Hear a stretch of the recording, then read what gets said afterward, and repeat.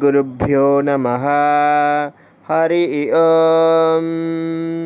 गणानां त्वा गणपतिगं हवामहे कविं कवीनां मुपमश्रवस्तमं ज्येष्ठराजं ब्रह्मणां ब्रह्मणस्पदान शृण्वन्नोदिभिः सेदसादनं प्रणो देवी सरस्वती वाजेभिर्वाजिनेवदे दीनामवित्रयवद गणेशाय नमः सरस्वत्यै नमः श्रीगुरुभ्यो नमः। हरि ओम्। ॐ साईश्वराय विद्महे सत्यदेवाय धीमहि तन्नः सर्वः प्रचोदयात्। ॐ जयन्ती मङ्गलकाली भद्रकाली कपालिनी दुर्गा क्षमा शिवदात्री स्वाहा स्वदा नमोऽस्तुते। ॐ शान्ति शान्ति शान्तिः। Sairam Lin, Sairam from Malaysia. Sairam Sharma, Sairam from New Zealand. Thank you, Bhagwan. We offer our most loving pranams at thy divine lotus feet, because you are the supreme fountain of wisdom, and you can guide us on the correct direction to take on our spiritual path. We welcome our listeners. We value you so much and love hearing from you. Loving Sairam. Today's topic is more on Kundalini. Swami's words on Kundalini meditation practice. Now, in my neighborhood here is about 200 people. It's a beach community, and there are several what I would call retreat centers or meditation centers that teach all kinds of yoga, meditation, and various what used to be called New Age practices. I don't really know what they would be called now, but when I was growing up, we never heard of these things, I can assure you. Of course, I grew up in a very conservative state, Virginia, in America. We never heard of anything like yoga, meditation, certainly nothing as exotic as Kundalini. And when the 70s youth revolution was taking place and people were going to rock concerts and taking LSD and drugs of this kind, going to California and taking part in all kinds of what I would call quasi-meditation and yoga techniques. There were all kinds of things happening. Even then, back east, none of us were interested in it. It didn't fit into our lifestyle at all. And when I came to New Zealand in the 70s, there was a little bit of it. Some people were practicing group therapies and that sort of thing. There were a few retreat centers, but nothing like what there is today. These places are everywhere, and they are teaching all different kinds of spiritual paths, not religions, but various so-called spiritual practices, shall we say. And a lot of these people, I'm sorry to say, are hardly qualified to do what they're doing because they have no official training. They've read some methods on the internet, and they have set themselves up as teachers of yoga, teachers of Kundalini, teachers of balancing your chakras, and they charge plenty of money for it, I can tell you. Not too long ago, here where I live, a young German man rolled up in a van, and he said, "I am here to tune everybody's chakras for $20. And I'm telling you, people fell for it. And I certainly didn't. I didn't want to know what was going on. But many people in the community gladly gave $20, $40, $60, $100. What did this guy do? He had a tuning fork, which you sometimes see in music. And he would go up and down the person's spine, muttering all sorts of mumbo jumbo. And the people who were having this treatment, I said to them afterwards, "Well, how do you feel?" And at the very beginning, they are all kind of lightheaded and, "Oh, it was wonderful. He was amazing, blah, blah. It felt so good." And of course, everyone's spine feels good when it's, massaged or maybe hit with a tuning fork. I don't know. I've never had my spine tapped with a tuning fork. But of course, it wore off after a couple of days. And then they were back to square one, and they're on to the next so-called healer. And some people have come here, I kid you not, and they come from overseas mostly to do volunteer work in the area, like working in the forest and so on. And they want to try everything at once. They want to have their chakras tuned. They want to do Kundalini. They want to become self-realized. They want massage. They want Reiki. You name it. They want it all at once. And do you know what happens? They end up feeling very confused and very let down, and they're very much out of pocket.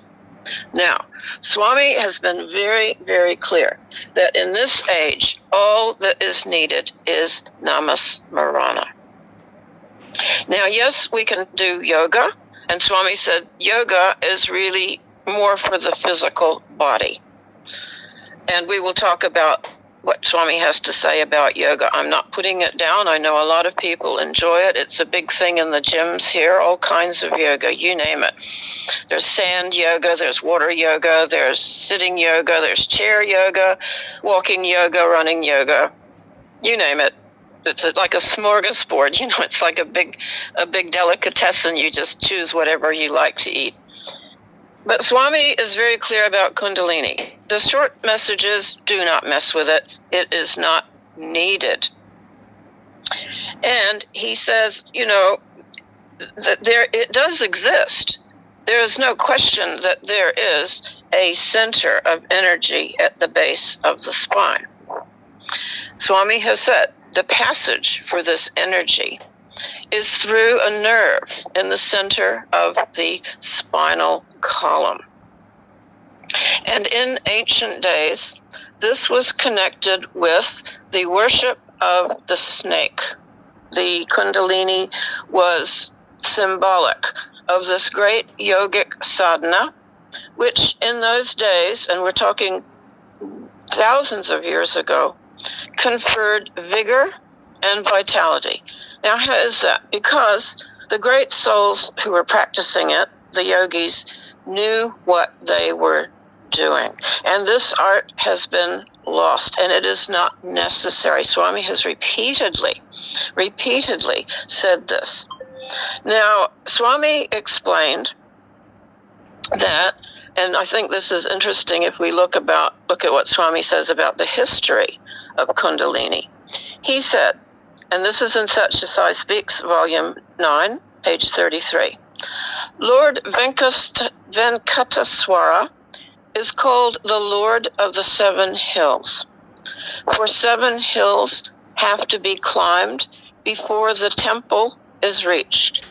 Obviously, the 6 chakras and the Sahasrara, which is the 7th chakra, are indicated here. For in Raja Yoga, the supreme is realized only when the individual raises the vital energy, the Kundalini Shakti, up to the 7th stage. And the 7th stage is represented by the feet of the goddess. That is the crown chakra, the top of the spine, or the head, as it is written. Swami goes on to say, one of the hills is named Seshagiri, meaning Snake Hill. From the plains, the range gives the appearance of a snake with a raised hood. And he said that the worship of the snake has always been ridiculed as superstition. But indeed, there is a teaching that, this great 1,000-petaled lotus wheel exists at the very top of the skull, as Swami says. But it is a vital energy. He said it lies dormant like a coiled snake at the bottom of the spinal column in the lowest Muladhara chakra, the basic wheel. It courses up through 6 more wheels, which are centers of superior consciousness, until it reaches the very top of the skull. Now, again, as I said, Swami says this is prana energy, and the practices have to do with breath. However, he has been very, very clear that it is not, as I said, necessary. He said, in the hoary past, and hoary is Hoary, the meaning very, very old, very ancient. Sages like Narada and Thamburu engaged themselves in meditation as a means of awakening the Kundalini Shakti and leading up to the 1,000-petaled lotus at the top of the skull. Then he said, now, meditation should be practiced as a means of cultivating pure, selfless love, renouncing all attachment to worldly things. So it is not about selfishly raising this energy to the top of your head so that you can become all-powerful and self-realized, which is what I see many of the people stumbling around my neighborhood trying to do. And some of them, I'm telling you, we have had to call the mental health people and have them taken to the hospital because it has destroyed their mind and body. They don't know who they are. They're shaking, trembling, and babbling nonsense, and they can't even peel an apple. That is how dangerous this practice can be. I have seen it for myself, and if I had ever thought of doing it, which I never had, I certainly never would even begin to consider it. Now, Swami says during meditation, spiritual energy is generated. And he said, when you are sitting for meditation in a group, you should not be in contact with anyone else. He said, meditation is like the process of electrifying a wire. If a live wire comes in contact with something, it will produce a shock. And then he says, during meditation, spiritual energy is generated. How is this energy lost? It is lost through fingernails and the hairs on one's body. This was the reason why the ancient yogis, and he calls them spiritually advanced persons. Doesn't necessarily mean someone with lots of Rudraksha beads around their neck wearing a dhoti. Spiritually advanced persons. This is why they allowed their nails and hair to grow freely. Well, imagine if we all did that today. We probably wouldn't pass a single job interview for a start.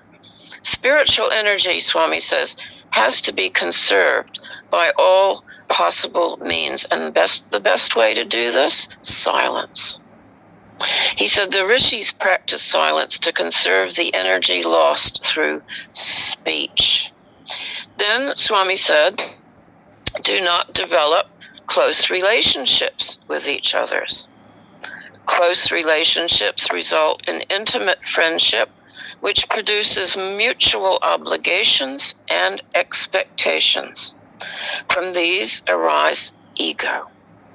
And when your expectations of the other person aren't fulfilled, people become resentful. They're not giving me what I expect. I gave him a present. He hasn't given me one. I loved her. She's not loving me back enough. This is the ego getting inflated. And this is one reason why Swami does not recommend being in contact with anyone when sitting for meditation in a group. What is happening now? All over the place, we are seeing lots and lots of groups mixed and doing meditation together. Now, in the ashram, Swami always had us seated men on one side of the mandir, women on the other. Same in the canteens, women on one side, men on the other, because sitting in that supercharged environment, if the men and women are sitting in a mixed area, the vibrations become very interrupted. It becomes, as he said, it's like electrifying a wire, and it produces a shock. Now, I've probably strayed just a little bit from the topic of Kundalini, but Kundalini is considered a form of meditation. Swami says it's not necessary, but he does have quite a lot to say about how to do proper meditation, and we will address this in another talk. Remember his words. There is no need to undertake separate exercise for awakening the Kundalini Shakti. The process of your breath control itself, the So Hum mantra itself, will achieve this purpose. I have written out the So Hum mantra, and it will be available. Sharma will be able to advise you how best to obtain the Word document. Thank you so much for listening. I hope this has touched your heart and given some awareness of what the only things that is needed in this age, if you want to do meditation, is cultivating pure, selfless love, renouncing all attachments to worldly things. Well, we can't renounce some things like chocolate. How am I going to renounce my love for chocolate? But I can put a ceiling on my desire for chocolate. Loving Sai Ram to all. Om Shri Sai Ram. Om Shri Sai Ram. Om Tasmat Karunya Bhavena Rakcha Rakcha Saishvara. Hari Om Tat Sat Shri Saishvara Arpanamastu. Om Shanti Shanti Shanti.